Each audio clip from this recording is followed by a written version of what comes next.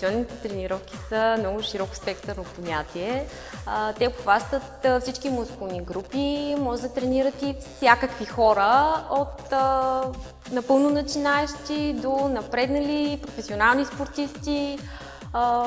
Може да бъде като основен спорт, в смисъл да се занимават хората единствено и само с кондиционни тренировки. Може да бъде като допълнение към спорта, който тренират, като допълнителни помощна тренировка.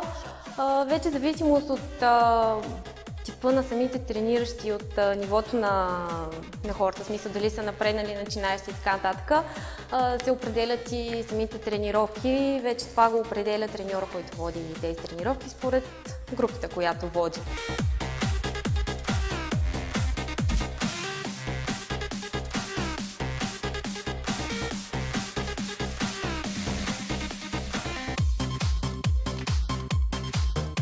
При нас са идвали хора, които са буквално започнали от нищо, никакъв спорт никога.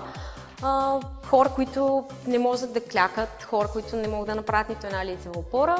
В рамките на 6-7 месеца тези хора вече имат доста сериозен прогрес, доста напредват, доста добре се чувстват кондиционно.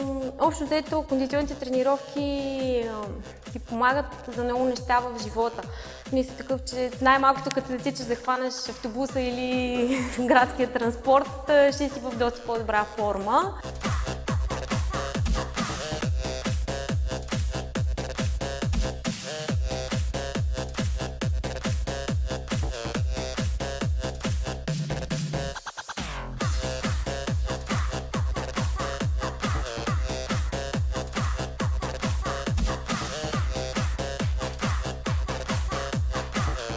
Аз лично препоръчвам на всеки един човек да тренира по този начин. Може да е веднъж седмично, може да е 2 пъти, но да го включва в основните си тренировки, защото наистина човек се чувства много по-добре.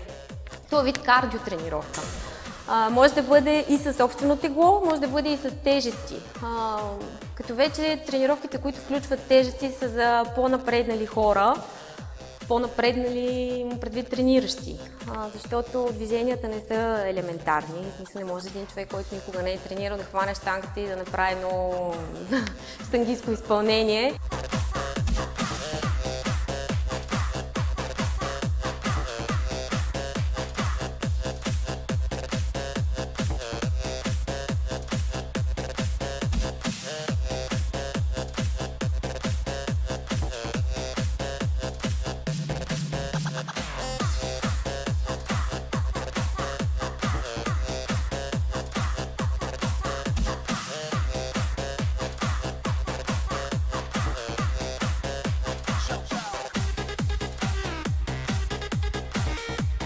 Самата тренировка представлява, започваме с загрявка. 10 минути има загрявка, която ще не е много лесна. В смисъл, те хората се изтъчават още на загрявката.